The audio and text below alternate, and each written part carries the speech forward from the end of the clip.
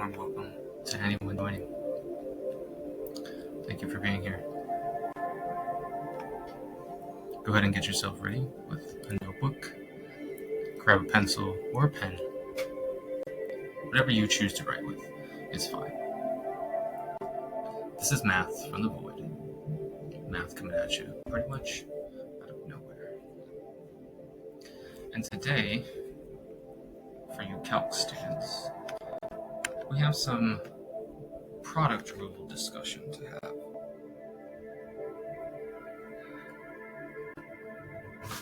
I know that once students have learned the product rule, they get very eager to use it.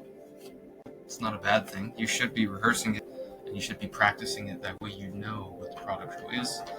You know the pattern for the product rule. However, we're going to walk through a few examples and we're going to discuss whether it's a good idea to use product rule or not. Because in some cases, it'll take a lot longer than necessary. If you'd like to approach these problems for yourself, see how long it takes you. Maybe you can time yourself doing each of these problems, however it is that you would do it with the product rule, or try doing it without the product rule. There's no specific time limit. But I think each of these can reasonably be done and simplified in under 2 minutes. The last one, maybe this one would take about 3 minutes or so.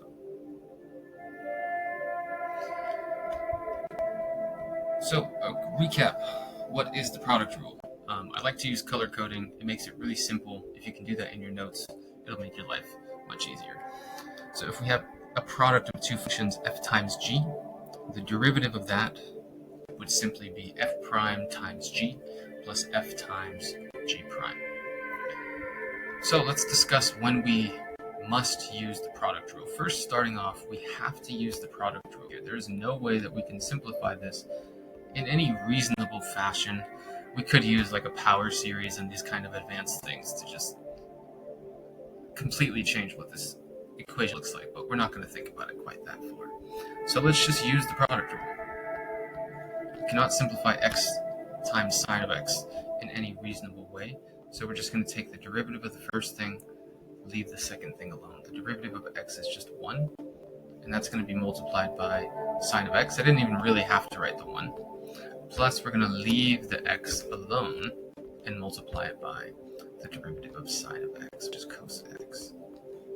So our result, if we put it all together, is just sine x plus x cosine x. Pretty easy. I mean, you can see I did that in like literally a minute, right? Now, let's take a look at the next one. For this, if you used the product rule, it might have taken a little while to simplify things. Let's take a look at how we can rewrite the expression. Rather than thinking about it as a product between these two things, we could just distribute x to the negative 1/2 into the parentheses, and we would end up with 3x to the minus 1/2 minus 4x to the positive 3/2. And this makes it very simple to take, not the derivative. This makes it very simple for us to take a derivative. We just have to use the power rule. So the derivative is just going to be negative 3/2 x to the minus 3/2, subtract the exponent by 1. And then we're going to have minus 3/2 times 4 is kind of like 2 times 3, so it's just 6x to the minus 5/2. That's pretty much all there is. You don't have to simplify this if you don't want to. I'll show you what it looks like just so that you can see it. We'll have the square root of x cubed times 2 down in the bottom. And then here we would have 6 over the square root of x to the 5th. So that doesn't necessarily look nicer. And you could get these things to have a common denominator if you really wanted to, but you don't have to. Yeah. Let's take a look at what that would be. So these don't have the same power, right? This -3/2 and this -5/2. These are different powers. So what I want to show you is that you can kind of simultaneously subtract 1 from the power while you multiply by 1. Here's what I mean. We're going to multiply by x, but we're also going to multiply by x to the -1. And by doing that, now we have the same power of x, which means we're going to have -3x over 2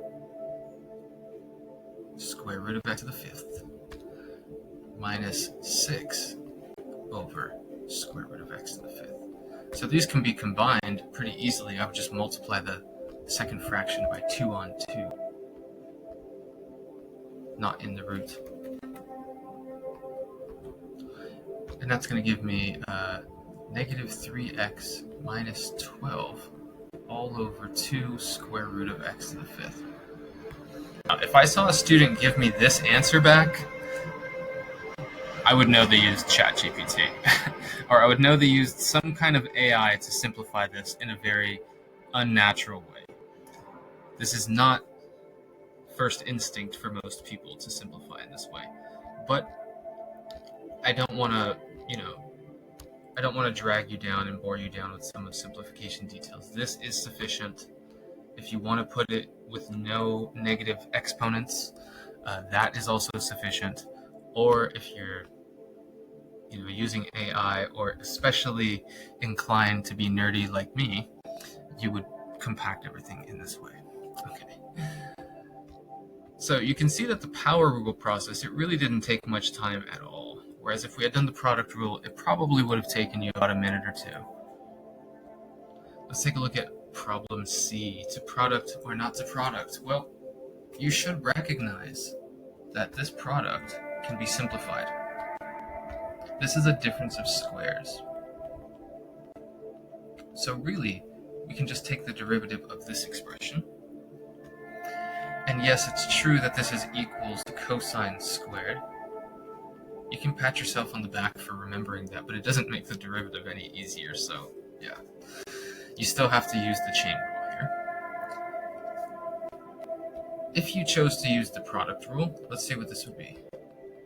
We would take the derivative of the first thing and multiply it by the second thing. So that is cos theta, and it would be multiplied by 1 minus sine of theta. We might have to move. I don't think I can shrink that, so we're just going to continue. Plus, let's leave the first thing alone, times the derivative of the second thing. That's going to be 1 plus sine of theta times negative cos theta. And this takes some time to work out, right? This is going to be cos theta minus sine theta cos theta. And then we're going to add negative cos theta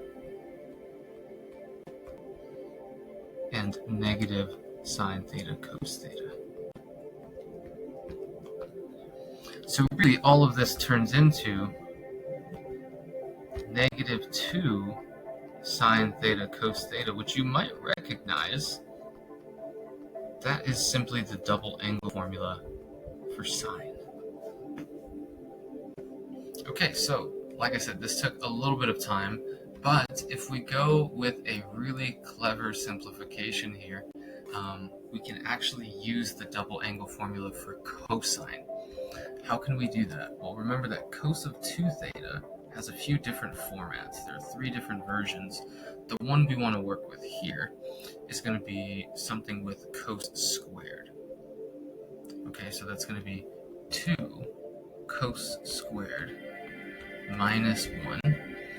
And that means that 1 plus cos 2 theta is equal to 2 cos squared. In other words, 1/2 plus 1/2 of cos 2 theta is equal to cos squared.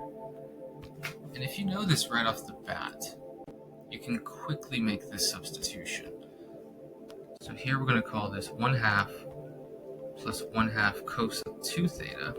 And now the chain rule is just a little bit easier. So if you want to use either one of these formats, you're welcome to do that. Let's take a derivative of each of them. So our y prime is simply going to be, that just goes to 0. It's simply going to be negative 1/2 sine 2 theta times 2, because of the chain rule. And that leaves us with negative 2 sine of theta. Sorry, negative sine of 2 theta. Okay, fair enough. On the other hand, if we took the derivative of this with the chain rule, we would have 2 cos theta times negative sine of theta, which again simplifies to negative sine of 2 theta. There are many ways to get to this derivative. It's kind of a choose your path, and I recommend whatever's fastest and cleanest for you. So in my opinion, it would be fastest to work with this. Turn it into a difference of squares, and then immediately just take a derivative from there. There's the fewest number of steps, which means the fewest number of opportunities to make mistakes. In your AP and other college exams, you're going to want to take the path that has the fewest steps so that you make the fewest mistakes. Okay, and for question D, I think, like I said, this one could take a few minutes, possibly, but don't be scared to FOIL, right? You could totally use the product rule if you wanted to, but some people don't like taking a derivative with a square root on it.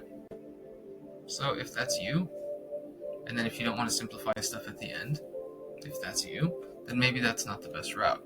You should just do FOIL first. So here we have x to the 5/2, right? Because square root of x is just to the 1/2 power, minus x to the 4th, plus 3x to the 3/2, again, because the square root is like a 1/2 power, minus 3x cubed.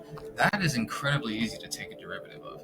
So if you don't do the product rule, if you just work it out like this, it is incredibly fast. You're just working with a little bit of fractions, not any bad fractions, but power rule is going to dictate basically this entire problem. And that's it. If you want to put things in square roots, you can. You can call this square root of x cubed, and you can call this third term 9/2 square root of x. Both of these are valid.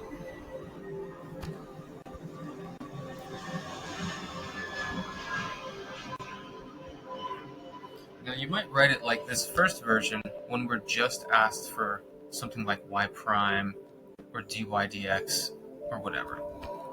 We'd probably prefer this version when we're going to plug an x value in, because then we want to see those radicals. We want to see a square root, for example. Okay, let's see what it looks like if we had done the product rule. So we would say that h prime is the derivative of the first thing times the second thing. We just leave it alone. So that's 2x plus 3. Let's use parentheses to protect it. And we're just going to leave this as square root of x minus x squared. I'm already not liking where this is going, because it seems like I'm going to have to do FOIL twice. Plus, leave the first thing alone, take a derivative of the second thing. So yeah, I'm going to have to do FOIL again with this. And I have to do the derivative of the second thing. So hold on. Square root of x is x to the 1/2, which means this is 1/2 x to the negative 1/2, oh wait, minus 2x. Yeah, so I would have to FOIL twice in order to simplify this. It's not going to be all that fun. Let's see what we get. So for the first FOIL, we have 2x to the 3/2 and negative 2x cubed plus 3x to the 1/2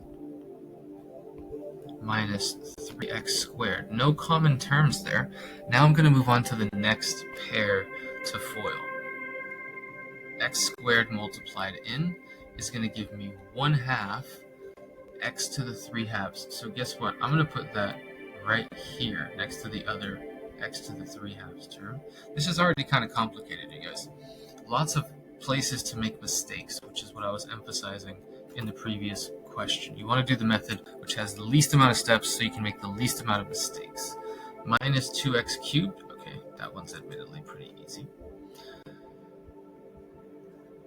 And then we're going to multiply the 3x. This is going to give us 3 halves x to the 1 halves. I do like how things are lining up with the same powers. That's kind of cool. And then 3x times negative 2x is negative 6x squared. So things did line up fairly nicely. I'm grateful for that. But we still get kind of a gnarly expression. In fact, we're going to have 5 halves x to the 3 halves. See how those terms are coming out? 4x cubed plus 3 is 6 halves, so 3 plus 3 halves is 9 halves, x to the 1 half. And then we have minus 9x squared. So you'll see that this is exactly the same answer that we got. It just took way more steps to do it. So instead of having to FOIL once and do some power rules, we had to do a product rule and FOIL twice and then combine like terms. Alright, so the choice is yours how you want to solve these problems, and the more identities you know, the more tools you're going to have to simplify your expressions. But just be on the lookout for the ability to simplify your equation or function before taking a derivative. I know it's very exciting once you learn a product rule that you can do derivatives of lots of new functions and expressions, but if you can simplify first, that is generally the best method. Okay, I think that's enough blab out of me. I'll see you guys next time.